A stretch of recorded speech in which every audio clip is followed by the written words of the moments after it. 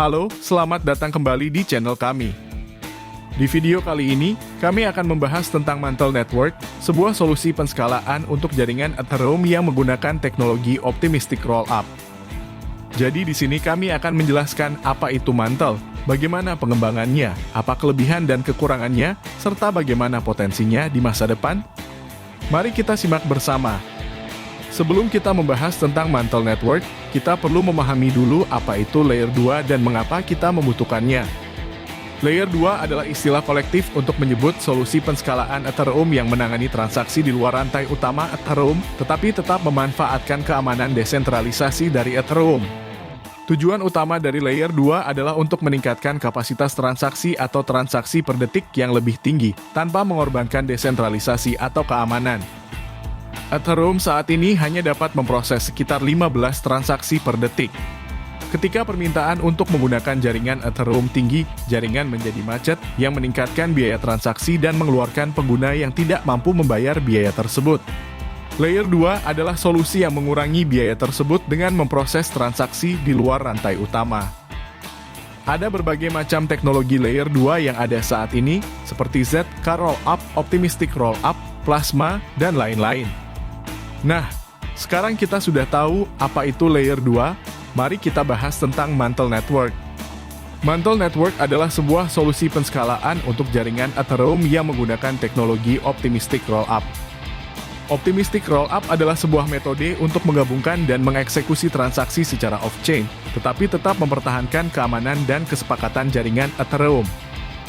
Dengan cara ini, Mantle dapat meningkatkan kecepatan dan efisiensi transaksi, serta mengurangi biaya gas. Mantle berbeda dari solusi penskalaan lainnya karena menggunakan arsitektur modular yang memisahkan lapisan eksekusi, ketersediaan data, konsensus, dan penyelesaian.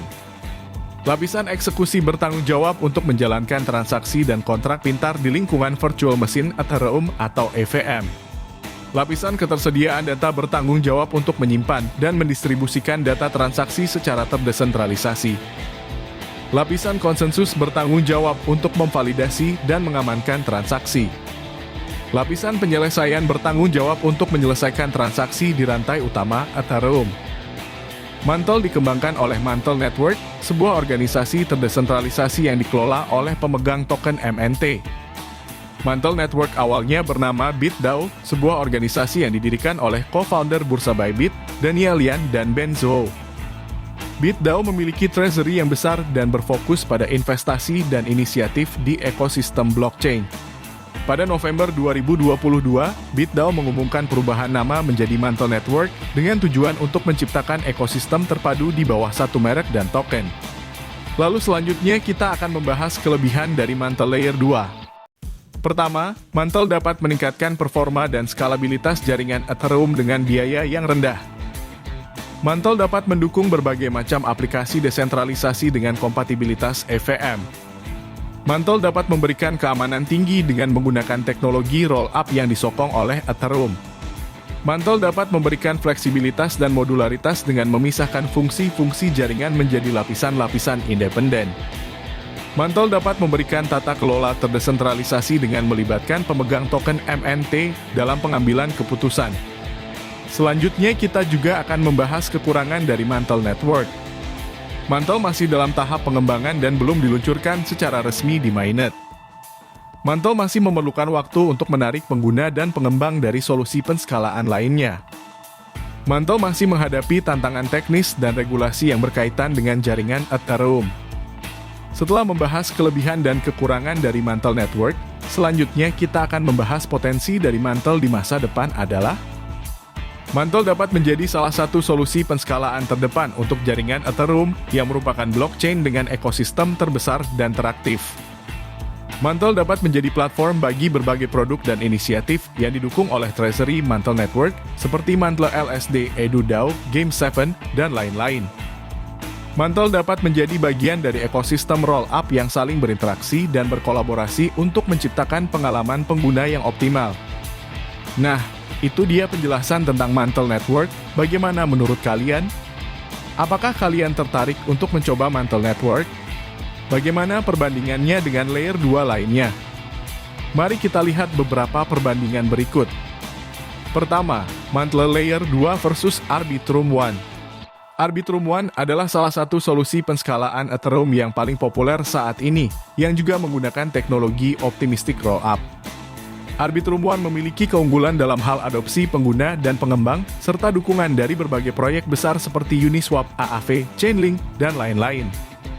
Namun, Arbitrum One memiliki kelemahan dalam hal fleksibilitas dan modularitas, karena menggunakan arsitektur monolitik yang menggabungkan semua fungsi jaringan dalam satu lapisan. Mantle Layer 2 memiliki potensi untuk menawarkan solusi yang lebih fleksibel dan modular dengan memisahkan lapisan-lapisan jaringan. Mantle Network versus Zcash.